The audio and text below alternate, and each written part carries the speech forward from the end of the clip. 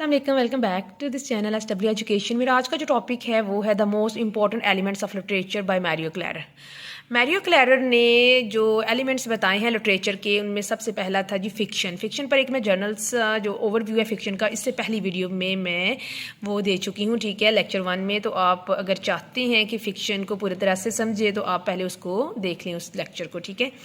तो आज का जो लेक्चर है उसमें बात करेंगे कि जो फिक्शन है उसके एलिमेंट्स कौन कौन से हैं, ठीक है। और ये BS इंग्लिश सेमेस्टर 1 के स्टूडेंट्स के लिए एक इम्पॉर्टेंट टॉपिक है, ठीक है। और मेरी एक सब्सक्राइबर हैं, चैनल तो मेरा न्यू है लेकिन मेरा फर्स्ट कमेंट था, ठीक है।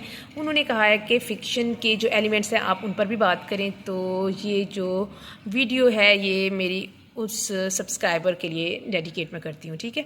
तो हम स्टार्ट करते हैं जी प्लॉट से। प्लॉट जो है वो फर्स्ट एलिमेंट है फिक्शन का, ठीक है। तो प्लॉट क्या है जी? Plot is the logical representation of the various thematic elements of a text. Thematic का मतलब होता है मौजूआती एलिमेंट, ठीक है। प्लॉट के ज़रिए जो टेक्स्ट के मौजूआती एलिमेंट्स होते हैं उसको रिप्रेजेंट किया जाता है।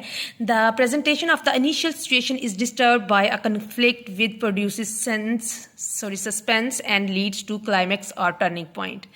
कहते हैं कि जब कोई स्टोरी या ड्रामा वगैरह, ठीक है, स्टार्ट होता है, ठीक है, तो उसके स्टार्ट में ही एक कन्फ्लिक्ट, एक झगड़ा, एक तनाज़ा पैदा हो जाता है जो कि आगे चलकर सस्पेंस भी क्रिएट करता है स्टोरी में, ठीक है। और वही क्लाइमैक्स का, यानी कि अरूज का जो क्लाइमैक्स एक होता है ना, टर्निंग पॉइंट आता है, ठीक है, एंड पे, तो वो भी वही कन्फ्लिक्ट ही इसका बायस बनता है।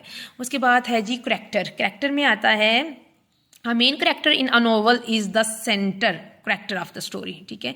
जो मेन करैक्टर है उसको सेंट्रल करैक्टर भी कहते हैं। The one the reader follows and experience the plot through. ये वो होता है, वो करैक्टर होता है जिसके ज़रिए जो रीडर है वो हर चीज़ को एक्सपीरियंस करता है, ठीक है, और उसी को फॉलो करता है। यानी कि जो मेन फोकस होता है रीडर का वो उसी मेन करैक्टर पर ही होता है। Often referred as the protagonist, ठीक है।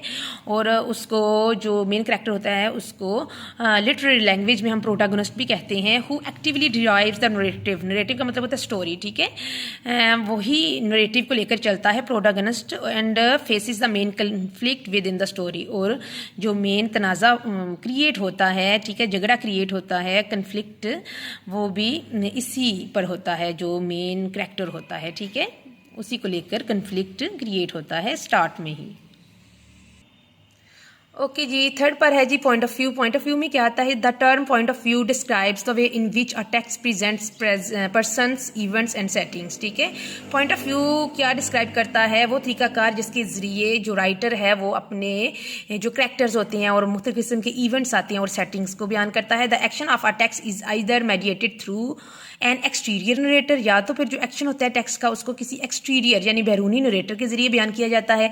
If a text shift the emphasis from exterior aspects of the plot to the inner word of a character. अगर जो टेक्स्ट है वो शिफ्ट होता है एक्सटीरियर एस्पेक्ट से लेकर जो करैक्टर है उसका जो इनर माइंड है वो किस तरह वर्क कर रहा है, यानी कि उसकी जो फीलिंग्स के ऊपर वो ज़्यादा फोकस करना शुरू कर देता है राइटर।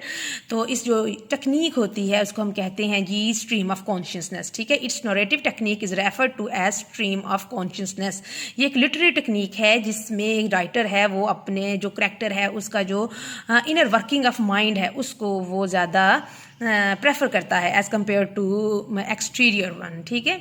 अब हम देखते हैं जी सेटिंग है, ये जो लास्ट है, ठीक है, इसका फिक्शन का जो पार्ट है।